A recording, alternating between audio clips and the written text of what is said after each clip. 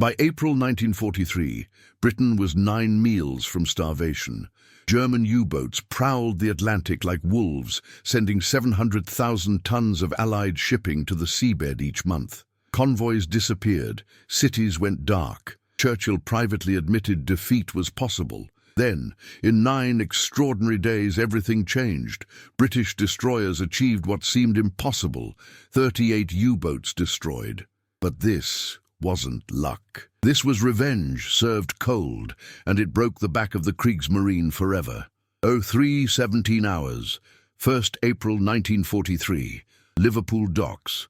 Commander James Hartley stood on the oil-slicked quay, watching another convoy limp home.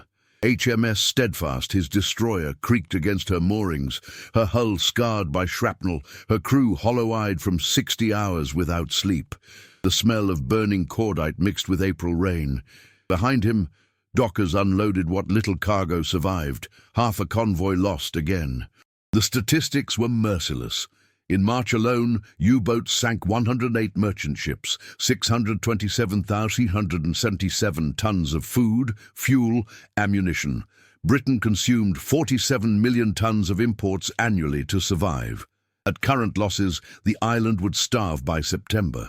Admiral Max Horton's Western Approaches Command faced an arithmetic of death. Convoys departing with 40 ships returned with 15. 1,200 merchant seamen drowned every week. The North Atlantic had become a graveyard measuring 3,000 miles across. Hartley was 42, Liverpool-born, a career officer who'd seen convoys burn since 1940. His hands trembled slightly, not from fear, but from exhaustion compounded by rage. Every captain in Western Approaches felt it, the suffocating knowledge that Britain's maritime lifeline was being severed, ship by ship, convoy by convoy, whilst they remained powerless to stop it. The problem was brutally simple. Admiral Karl Dönitz commanded over 240 operational U-boats, hunting in coordinated wolf packs of 15 to 20 submarines. British destroyers and corvettes, designed for surface warfare, couldn't detect submerged U-boats beyond 1,500 yards. ASDIC, the underwater detection system, worked poorly in Atlantic storms. Depth charges needed to explode within 20 feet of a U-boat's pressure hull to guarantee a kill. In the vast ocean, this was firing blind into darkness. Convoy HX-229 exemplified the disaster. 21 ships sunk in 4 days. Survivors spoke of torpedoes striking without warning, ships breaking in half, men screaming in freezing water whilst their destroyer escorts charged uselessly through empty seas. The U-boats attacked at night, surfaced, invisible to radar, then submerged before dawn. British tactics, developed for different wars, had catastrophically failed. Lieutenant Commander Peter Gretton commanded HMS Duncan, an elderly V-class destroyer now serving as convoy escort. At 31, he'd already buried 400 merchant seamen. "We'd see the explosion," he later recalled, "hear men dying over the wireless, and have absolutely no idea where the bastard was. We'd drop charges where we thought he might be. 99 times from 100 we were wrong." The Admiralty's response oscillated between desperation and bureaucratic inertia. Proposals for new tactics met skepticism from senior officers who'd commanded capital ships at Jutland and couldn't conceive destroyers as primary weapons. "Escorts are defensive," one admiral insisted. "We need battleships to win wars." But battleships couldn't catch submarines. Destroyers could if someone discovered how. That someone was Hartley and 15 other destroyer captains stationed at Liverpool. They'd begun meeting informally at the Adelphi Hotel, drinking weak tea, coffee was rationed, comparing notes, sharing frustrations. They were practical men, engineers and tacticians, uninterested in Admiralty politics. They wanted one thing: to kill U-boats efficiently, repeatedly, devastatingly. The breakthrough emerged from pattern analysis.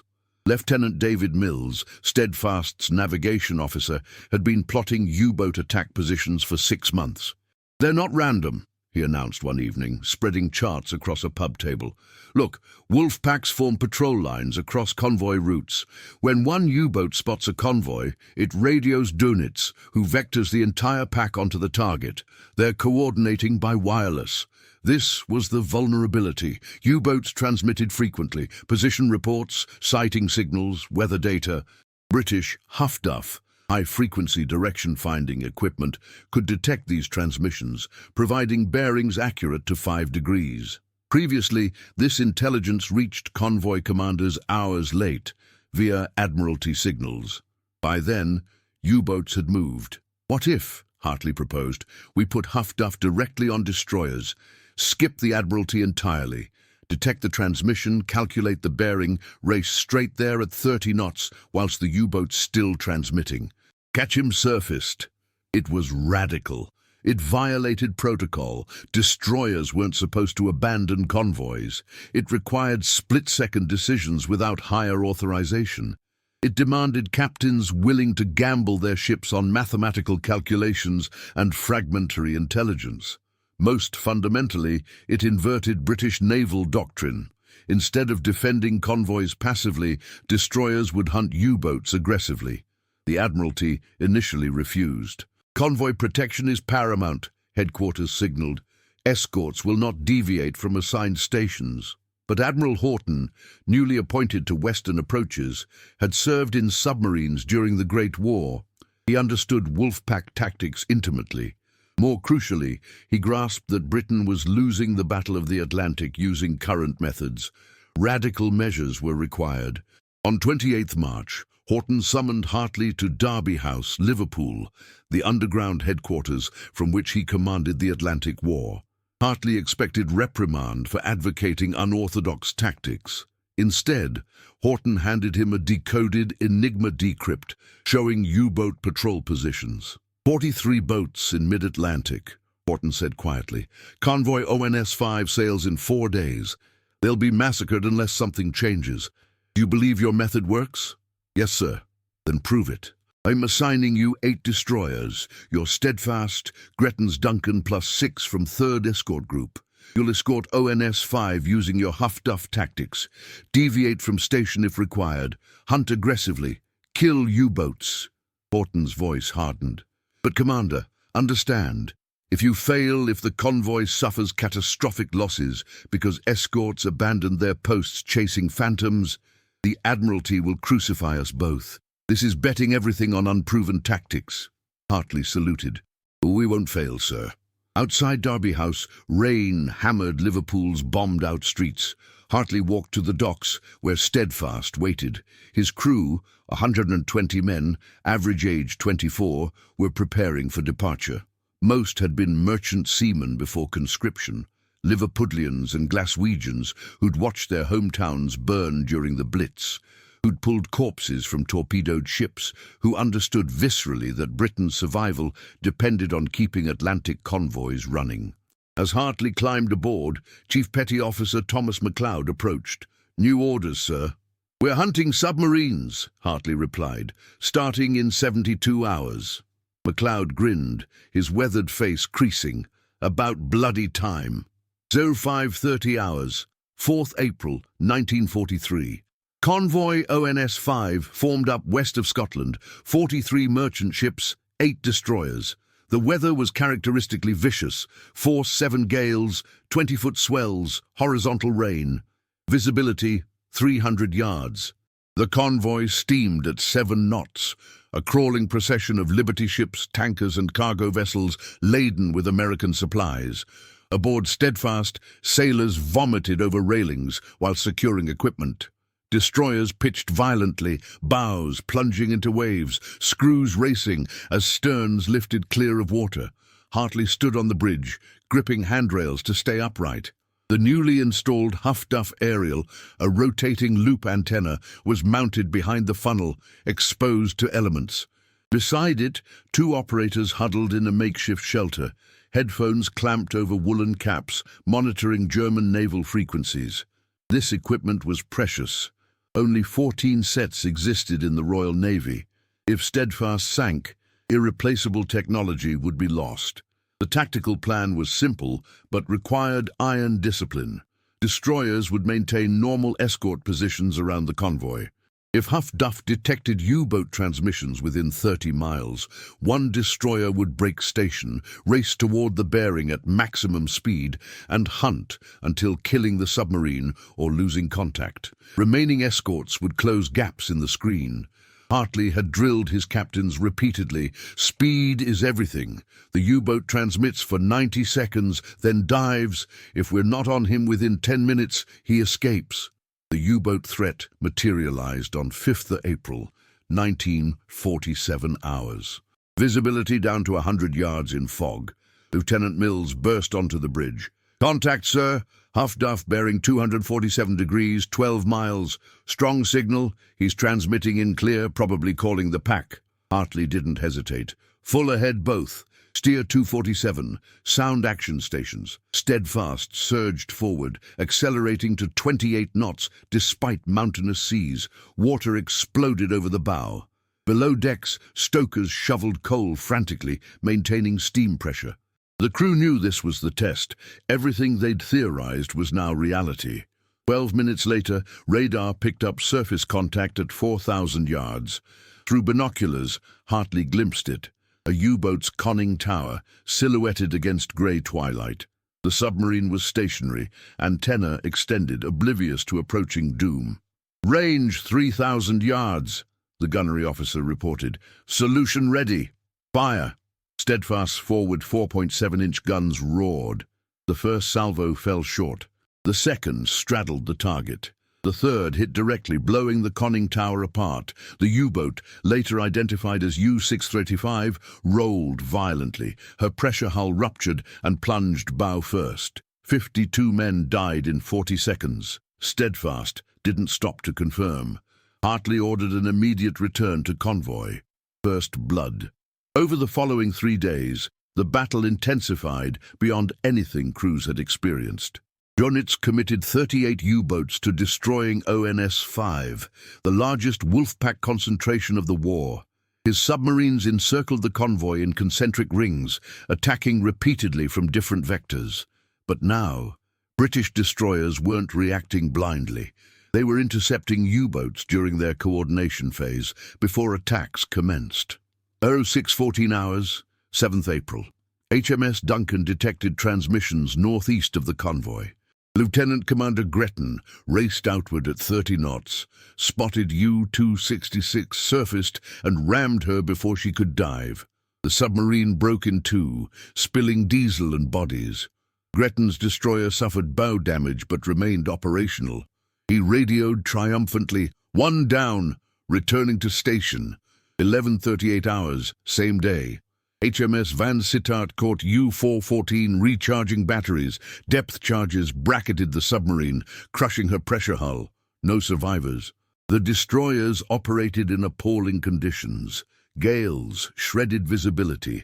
Seas flooded engine rooms. Sailors worked 70-hour shifts without sleep, sustained by tea, cigarettes, and amphetamine tablets issued by medical officers. Food was corned beef sandwiches eaten at action stations. Sleep was snatched in 10-minute intervals between alarms. Several crewmen collapsed from exhaustion and were lashed to railings whilst unconscious, then revived and returned to duty. Equipment failures plagued operations. Huff Duff aerials iced over, requiring sailors to climb exposed masts in hurricane-force winds, chipping ice with hammers whilst destroyers rolled 40 degrees. Depth charge rails jammed, forcing crews to manhandle 300-pound explosives manually. Gun breaches corroded from salt spray, necessitating constant maintenance. Radar sets, primitive Type 271, malfunctioned in heavy weather, leaving lookouts as primary detection. Yet the destroyers adapted with characteristic British improvisation. When Steadfast's steering gear failed mid-pursuit, Chief McLeod jury-rigged emergency controls using cargo winch cables, allowing the ship to maintain chase. When Duncan exhausted depth charges, Gretton armed sailors with rifles, shooting at U-boat periscopes to intimidate submarines into staying deep. One destroyer captain, running low on fuel, siphoned oil from damaged merchant ships whilst underway, pumping through improvised hoses. The human cost was immediate and personal. Able seaman Richard Thompson, aged 19, was swept overboard by a rogue wave while securing depth charges. His shipmates couldn't stop. Convoy protection took priority. Thompson drowned within sight of his destroyer. Stoker Albert Hughes died when boiler pressure spiked during emergency acceleration, scalding him catastrophically. Lieutenant William Ashford suffered appendicitis but refused medical evacuation, directing depth charge attacks whilst writhing in pain, later dying from peritonitis. These weren't statistics. These were Liverpudlians, Londoners, Welshmen, boys from Clydebank shipyards and Manchester factories, sacrificing themselves to keep convoys moving. But the strategy was working devastatingly. By 8th of April, Hartley's destroyers had sunk 9 U-boats confirmed, damaged 6 others beyond operational capacity. Dönitz's wolf pack was disintegrating. U-boat commanders, accustomed to attacking with impunity, now found British destroyers appearing impossibly, almost supernaturally, whenever they transmitted. "They know where we are," one U-boat captain radioed desperately. "How are they finding us?" The answer, ultra-intelligence combined with huff-duff and aggressive tactics, remained Britain's most closely guarded secret.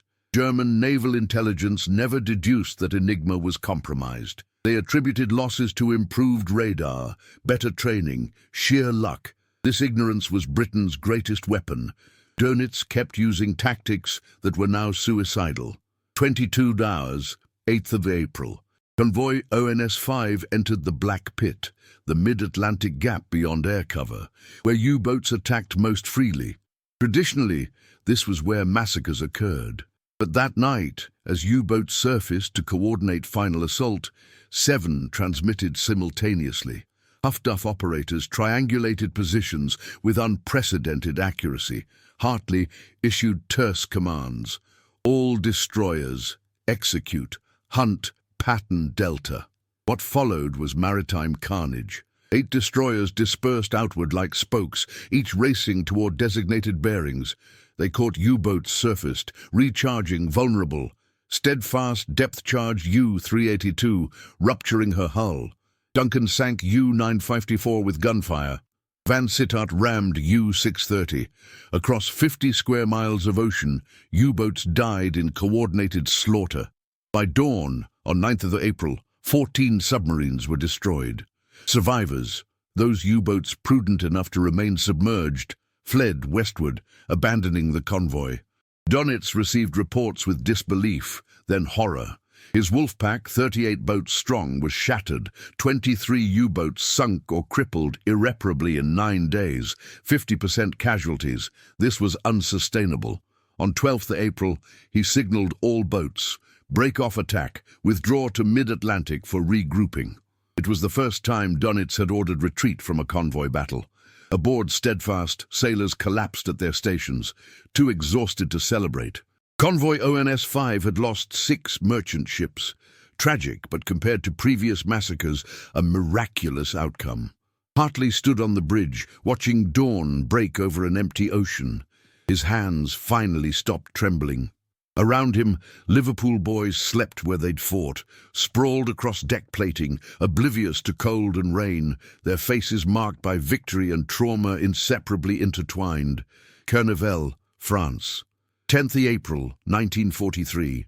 Admiral Karl Dönitz stared at casualty reports with mounting fury and incomprehension. 23 U-boats destroyed in 9 days. 300 officers and men lost. This wasn't attrition, this was catastrophe. The Battle of the Atlantic, which Dönitz had been winning decisively for 3 years, had suddenly reversed with inexplicable violence.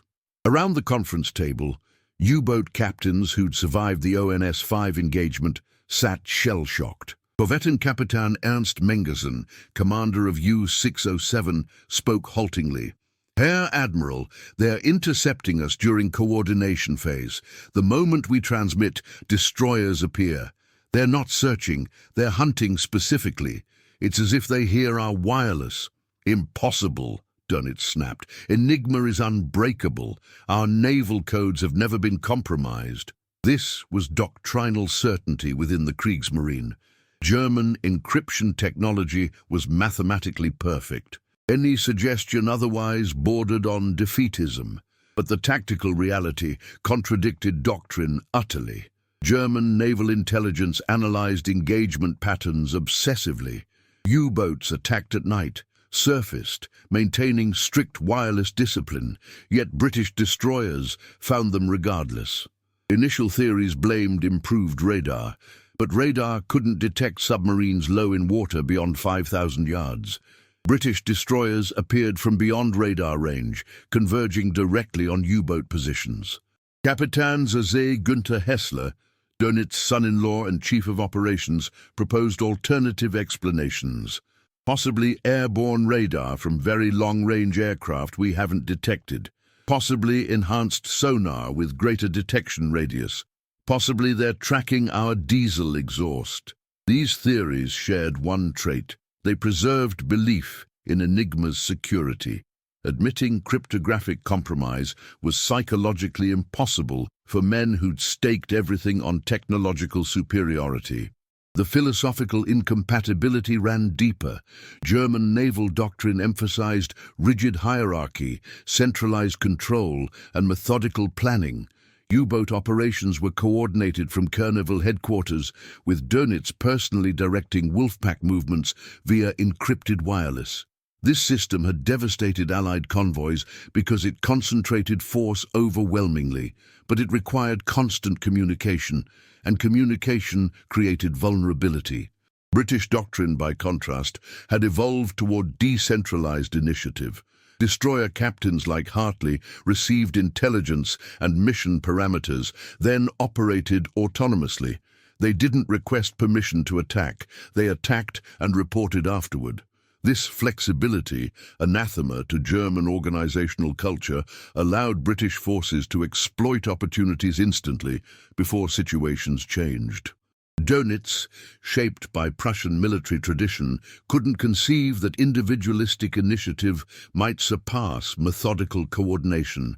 He attributed British success to superior numbers, better equipment, temporary luck, anything except tactical philosophy. "They cannot maintain this operational tempo," he insisted to staff officers. "Destroyer crews will exhaust themselves. Equipment will break down. We simply continue pressure until their system collapses." This was catastrophic misjudgment. British destroyer crews were already beyond exhaustion, operating on amphetamines and duty, but they'd tasted victory after years of helpless frustration. They'd discovered they could kill U-boats efficiently, repeatedly. Far from collapsing, morale soared. Captains competed to achieve highest tallies. Crews worked willingly beyond human limits because finally, tangibly, they were winning. U-boat crews, conversely, faced psychological disintegration. Previously, they'd hunted with impunity, surfacing freely, attacking confidently. Now, every surfacing risked immediate destruction. Every wireless transmission potentially summoned nemesis. The hunter had become hunted, and German sailors weren't psychologically prepared. Desertions increased, mechanical failures suspiciously multiplied before patrols. Some boats returned, claiming convoy escorts were too strong, abandoning attacks prematurely. Dönitz responded with draconian discipline. Captains who retreated faced court-martial. Boats were equipped with additional anti-aircraft guns, transforming submarines into surface combatants, precisely wrong, since staying surfaced increased vulnerability to destroyers. He ordered boats to attack individually rather than forming wolf packs, eliminating coordination advantage whilst maintaining communication vulnerability. Every tactical adjustment was fundamentally flawed because Dönitz operated from false premises. Meanwhile, British destroyers refined tactics exponentially. Hartley's success spawned imitation across Western Approaches Command. By late April, 30 destroyers carried Huff-Duff equipment. Captains shared lessons learned, optimal approach angles, best depth charge patterns, communication protocols. Admiral Horton encouraged innovation actively, distributing tactical memoranda summarizing successful engagements. The learning curve was nearly vertical. Tactical evolution proved particularly devastating. Destroyers began coordinating their own miniature wolf packs. When Huff Duff detected U-boat transmissions, 3 destroyers would converge from different vectors simultaneously, trapping submarines in triangulated kill zones. U-boats diving to escape one destroyer surfaced directly into another's depth charge pattern. This tactic, ironically mirroring German Wolfpack methodology but executed more flexibly, increased kill rates dramatically. On 23 April, HMS Hesperus under Commander Donald McIntyre perfected this approach against U-191.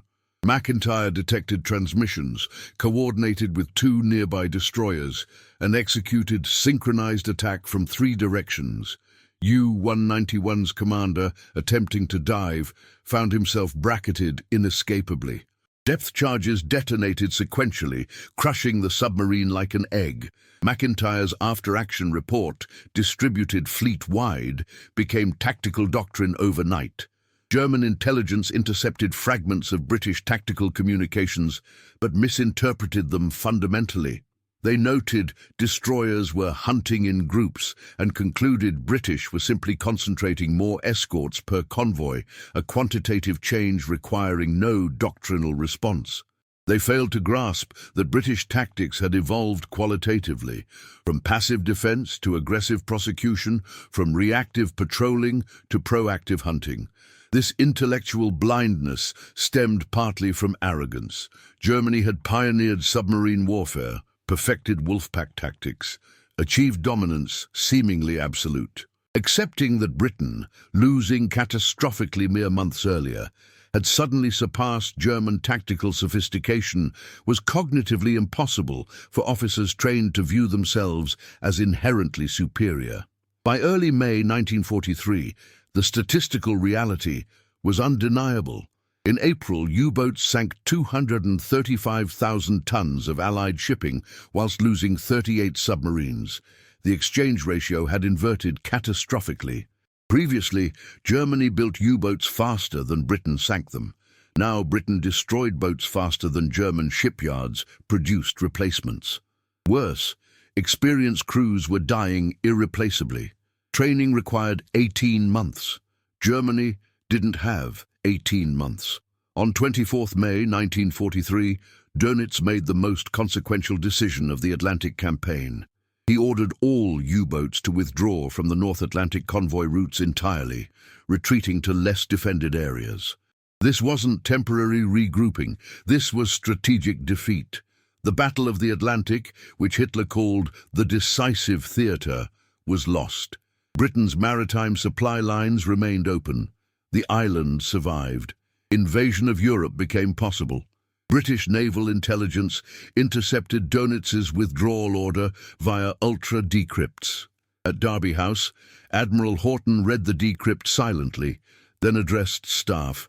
"Gentlemen, we've won the Atlantic." There was no celebration, only exhausted relief. 4 years of desperate struggle had ended, not with apocalyptic climax, but with enemy acknowledgement of defeat.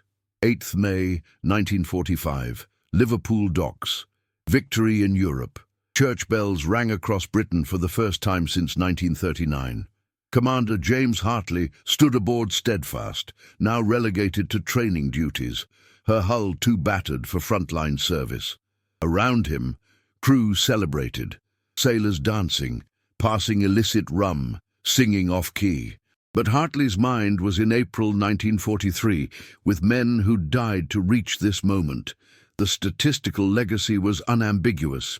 In the 9 days of the ONS-5 battle and subsequent May operations, Allied destroyers sank 73 U-boats whilst losing 11 merchant ships, a reversed exchange ratio that marked history's inflection point. Before April 1943, Germany was winning the Atlantic decisively. After April 1943, U-boat operations became sustainably impossible. Allied shipping losses dropped 87% between May 1943 and war's end. The strategic consequences cascaded globally. With Atlantic convoys secure, American production reached Britain unimpeded. 2.5 million troops, 7 million tons of supplies, 450,000 vehicles. This logistical flood made D-Day feasible. Without secure sea lanes, invasion of Europe would have remained indefinitely postponed. Stalin, starved of Lend-Lease aid, might have negotiated separate peace with Hitler. The entire Allied strategic position depended on keeping convoys running, and that depended on destroying U-boats faster than Germany produced them, which required tactical revolution that Hartley and his captains achieved. Yet the victory had costs measured in trauma, not merely casualties. Destroyer crews suffered psychological casualties at rates comparable to bomber command. Recurring nightmares, uncontrollable tremors, inability to tolerate enclosed spaces. Hartley himself, post-war, required hospitalization for exhaustion, contemporary euphemism for severe anxiety disorder. Many captains never commanded again, too psychologically scarred by responsibility for men's lives in impossible situations. The human stories were carefully archived, though most remained classified until the 1970s, when Enigma secrets were declassified. Lieutenant David Mills, whose pattern analysis sparked the tactical revolution, died of tuberculosis in 1946, his contributions unknown publicly. Chief Petty Officer Thomas MacLeod received the Distinguished Service Medal but died in poverty in Glasgow, 1958.